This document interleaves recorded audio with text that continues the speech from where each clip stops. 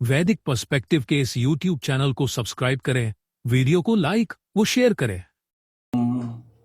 ओम निष्वापया मिथुदृशा सस्ताम अबुध्यमाने आतुना इंद्र संशय कोश्वेषु शुभ्रिषु सहस्रेषु तुविमघ।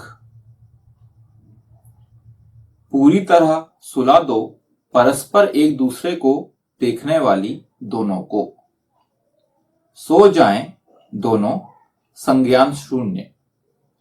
किंतु भली भांति प्रशंसा करो हमारी, हे इंद्रियों को वश में करने वाले, गायों में, गमनशीलाओं में, भूमियों में, किरणों में, इंद्रियों में, अश्वों में, अश्व पुरुषों में, सहस्रों प्रकाशमानों में, हे प्रभु धन संपन्न। यह मंत्र जो लिया गया है, यह ऋग्वेद के प्रथम मंडल के 29वें सूक्त का यह तीसरा मंत्र लिया गया है। इस मंत्र के जो ऋषि हैं, इस सूक्त के जो ऋषि हैं, इस मंत्र के जो ऋषि हैं, वह भगवान शुनशेप आजीगर्ती हैं। इस सूक्त का दिव्य विषय अर्थात देवता वह है इंद्र किंवा इंद्रियों को वश में करने वाला। छंद जो है वह तीसरे मंत्र का वह है विराट और स्वर है वह है पंचम। ये जो मंत्र है, इस मंत्र में दो प्रकार की औरतों के बारे में बात की जा रही है। अभी हम इसको लेंगे। पूरी तरह सुला दो दो परस्पर एक दूसरे को देखने वाली दोनों को, सो जाएं दोनों संज्ञान शून्य। नी स्वपया मिथुदृशा सस्ताम अबुद्धिमाने। इस मंत्र में दो प्रकार की प्रवृत्ति रखने वाली औरतों की बात की गई है, जो परस्पर एक दूसरे को देखने वाली हों तथा संज्ञान शून्य हो, उन्हें सुलाए जाने की बात की गई है। क्या बोला जा रहा है यहां पे? यहां ये बोला जा रहा है कि औरतें, देखिए, जब ईश्वर ने सृष्टि का निर्माण किया तो दो ही डिवीजन किए उसमें, एक है पुरुष और एक है औरत। जो एक्चुअल में जो जाति होती है मनुष्य की दो ही जाति हैं, एक पुरुष है औरत। बाकी जितनी भी जाति जो भी चीजें हैं वो सब बाद में बनाई गई चीजें। एक्चुअल में जो ईश्वर का जो डिवीजन है। अब यहाँ पे क्या बोला जाता है, हमारे जितने भी वेद मंत्र हैं, वेद मंत्र में मोस्ट ऑफ द वेद मंत्र, जितने भी वेद मंत्र हैं, उसमें सिर्फ और सिर्फ मतलब मानवों के, मनुष्य के लिए बात की जाती है। तो उसमें पुरुष भी है और उसमें औरत भी है। सारे वेद मंत्र दोनों के लिए ही अप्लाई किए जाते हैं। ऐसा नहीं कि सिर्फ पुरुष के लिए अप्लाइड है या औरत के लिए अप्लाइड है, ऐसा नहीं, दोनों के लिए अप्लाइड है। लेकिन किन्हीं वेद मंत्रों में स्पेसिफिकली ईश्वर ने संबोधित किया है।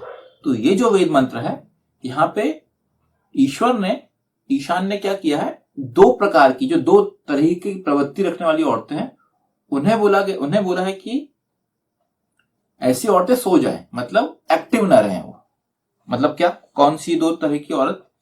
एक वो जो कि एक दूसरे को देखने वाली हो, मतलब जिनका व्यवहार उनकी खुद की समझ से नहीं आता, वो व्यवहार करती हैं दूसरों को देख के, दूसरी औरतों को देख के, दूसरे लोगों को देख के व्यवहार करने वाली हो। एक तो इस तरह की, और दूसरी वो जो संज्ञान शून्य है, मतलब जिन्हें समझ नहीं है चीजों की।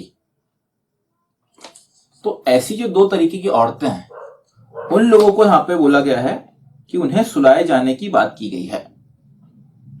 वेद औरत वर्ग को पूरी तरह जागृत और वैदिक व्यवस्था को मानने वाली, समझने वाली और सक्रिय बनाना चाहता है।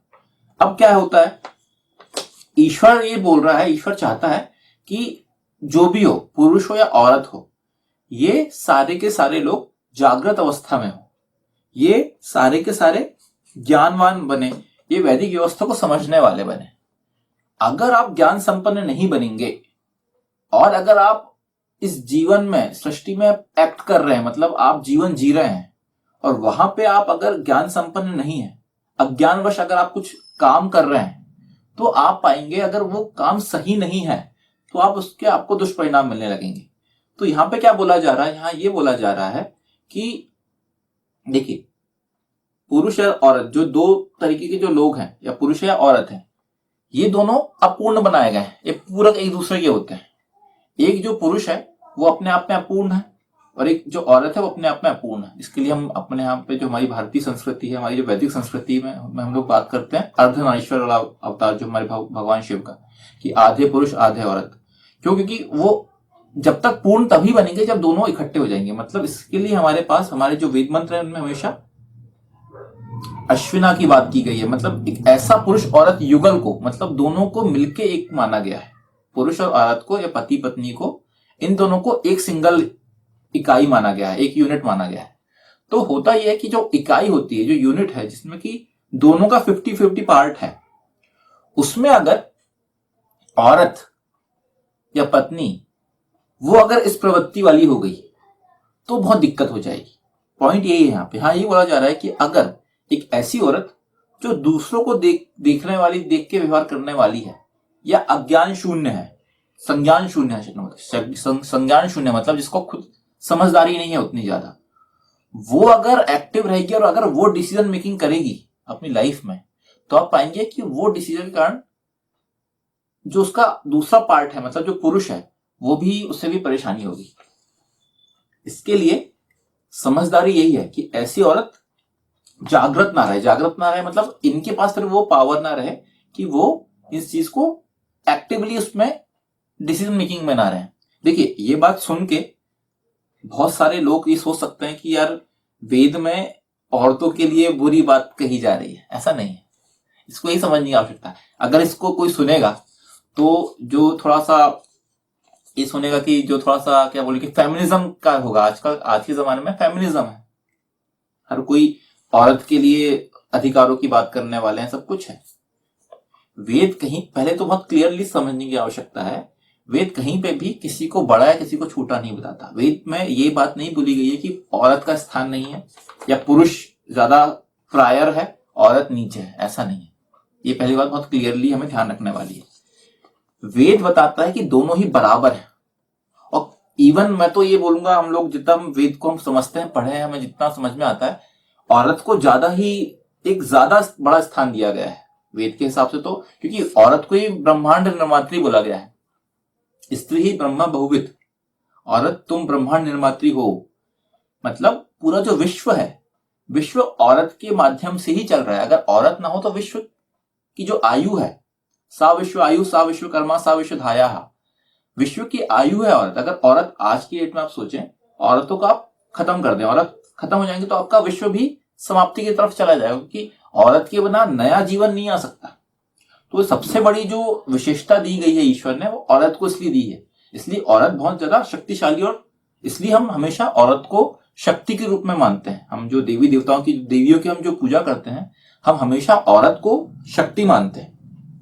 इसलिए हमारे यहाँ पे जितनी भी औरतों के जो अवतार हैं, वो हमेशा शक्ति से संपन्न अवतार माने गए हैं। हमारे जो हम जो काली देवी को, काली माँ की बात मानते हैं, या जो जितने भी हमारी दुर्गा माँ, जितने भी हमारी जो है देवियां हैं, ये सारी की सारी शक्ति का अवतार है।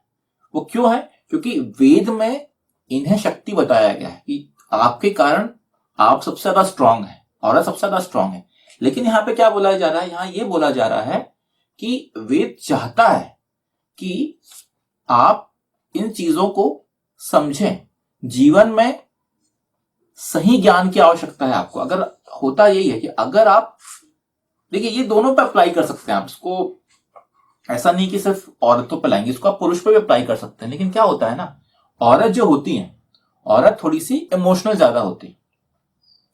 और आप देखेंगे औरत के अंदर जो ये प्रवृत्ति है कि दूसरों को देख के अपना करने वाला, आप अपने खुद के जीवन में, अपने खुद के परिवार में देख सकते हैं आप कि कंपैरिजन की जो भावना है, ये औरत के अंदर बाय डिफॉल्ट ज्यादा पाई जाती है, ना कि पुरुषों में पाई जाती है।